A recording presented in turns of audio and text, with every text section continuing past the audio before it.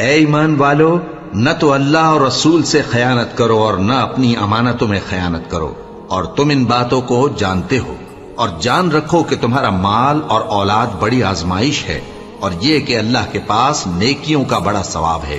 مومنو،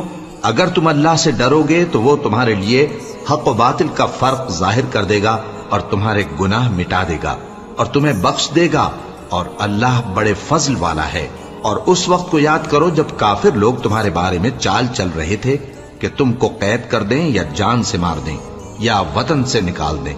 تو ادھر تو وہ چال چل رہے تھے اور ادھر اللہ تدبیر کر رہا تھا،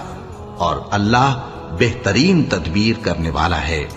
اور جب ان کو ہماری آیتیں پڑھ کر سنائی جاتی ہیں تو کہتے ہیں یہ کلام ہم نے سن لیا ہے، اگر ہم چاہیں تو اسی طرح کا کلام ہم بھی کہہ دیں، اور یہ ہے ہی کیا، صرف اگلے لوگوں کی حکایتیں ہیں۔ اور جب انہوں نے کہا کہ اے اللہ